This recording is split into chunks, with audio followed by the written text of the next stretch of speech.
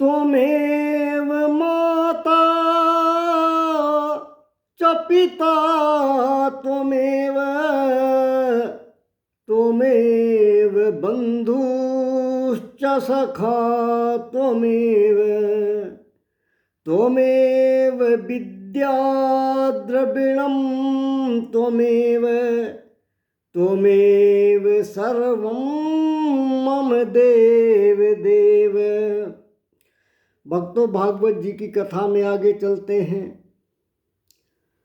यथा वैरानुबंधेन मर्त्यस्तनमयतामियात् न तथा भक्ति योगेन इति में निश्चिता मति। सुखदेव स्वामी परीक्षित जी से कहते हैं कि कंस और रावण जैसे राक्षसों ने बैर भाव से भगवान को याद किया, सदैव उनको गाली ही देते रहे, परंतु न तो उनकी जीभ कटकर गिरी और न ही उन्हें नरक भोगना पड़ा, किंतु भगवान ने अवतार लेकर उनका उद्धार किया। और तो हटाइए, राजा पौंड्रक भगवान ही बन गया। वो कहता था मैं ही भगवान हूं, वो तो नकली कृष्ण बन गया। नकली शंख, नकली चक्र, नकली गदा, नकली पद्म धारण कर लिया। जब भगवान ने उसको मारा, भगवान ने उसका संहार किया, तो उसको सारूप्य मुक्ति दी, अर्थात अपने ही रूप को प्रदान करते हुए उसको मुक्ति प्रदान किया।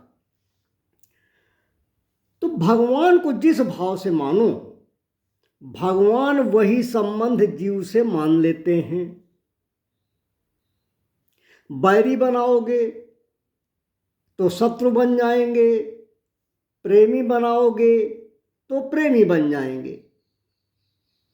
परीक्षित, तुम आरोप लगा रहे हो कि भगवान दैत्यों को मारते हैं,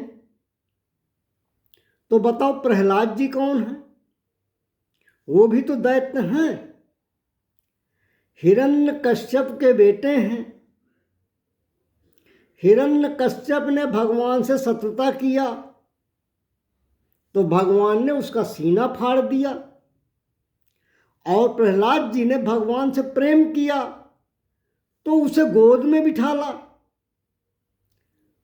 भगवान राक्षस जात से बैर मानते तो प्रहलाद को गले क्यों लगाते?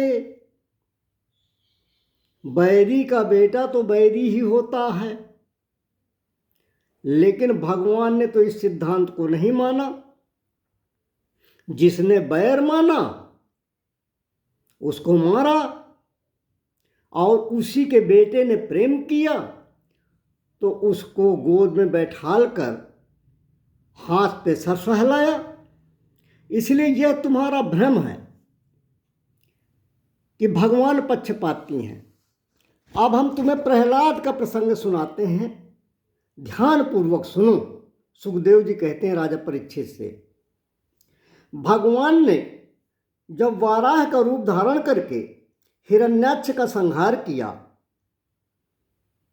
तो हिरण्याक्ष का भाई हिरण्यकश्यप भगवान नारायण से शत्रुता मानने लगा। वो भगवान नारायण से बदला लेने के लिए मंदराचल पर्वत पर जाकर तपस्या करने लगा। उसने सोचा मैं अमरत्व प्राप्त कर लूंगा और नारायण को मारूंगा। मंदराचल पर्वत जैसे ही गया, तपस्या के लिए बैठा, देवतागण पहुंच गए बृहस्पति जी के पास।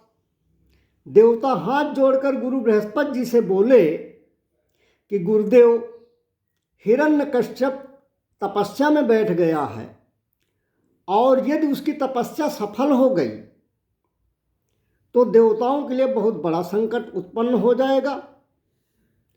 तब देवगुरु बृहस्पति जी ने एक तोते का रूप बनाया और मंदराचल पर्वत पर, जहाँ हिरण्यकश्यप तपस्या कर रहा था, वहीं एक पेड़ पर बैठकर नारायण नारायण नारायण नारायण का उच्चारण जोर जोर से करने लगे। अब हिरण्यकश्यप का ध्यान भंग हुआ तपस्या से। हिरण्यकश्यप ने सोचा कि मैं जिसका वध करने के लिए, जिससे बदला लेने के लिए तपस्या कर रहा हूं, यह तोता वही नारायण नारायण का नाम जप रहा है। हिरण्यकश्यप का ध्यान भंग हो गया, वो घर लौट आए। अब माता कयाधु जो हिरण्यकश्यप की पत्नी है, उन्होंने पूछा, स्वामी हो गई तपस्या? बहुत शीघ्र आप लौट आए। हिरण्यकश्यप ने कहा, क्या बताऊं देवी, एक तोते ने भंग कर दिया ध्यान मेरा। जैसे मैं ही समाधिस्थ हुआ, वैसे ही एक तोता नारायण नारायण नारायण रटने लगा। अब माता कयाधु ने सोचा कि मेरे स्वामी कभी नारायण का नाम तो लेते नहीं हैं, मैं कुछ ऐसा करूं कि कम से कम एक बार 108 नाम नारायण के ले लें।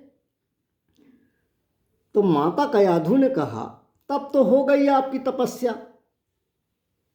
अगर एक पक्षी ध्यान भंग कर दे, मैं नहीं मानती कि कोई पक्षी कोई नाम लेकर पुकार सकता है। तब हिरण्यकश्यप बोले, नहीं, मैं देवी सही बात बता रहा हूं कि वह तोता नारायण नारायण नारायण ही कह रहा था। अब माता कयाधु बड़ी प्रसन्न हुई कि चलो इसी बहाने मेरे पतिदेव ने भगवान का नाम तो लिया। दिन भर में माता कयाधु ने 108 बार नारायण नारायण नाम का उच्चारण हिरण्यकश्यप से करा ही लिया। अब आगे हिरण्यकश्यप फिर तपस्या के लिए जाएंगे, उन्हें क्या वरदान मिलेगा, इसकी कथा हम बाद में कहने का प्रयास करेंगे। बोलिए वृंदावन बिहारी लाल की जय।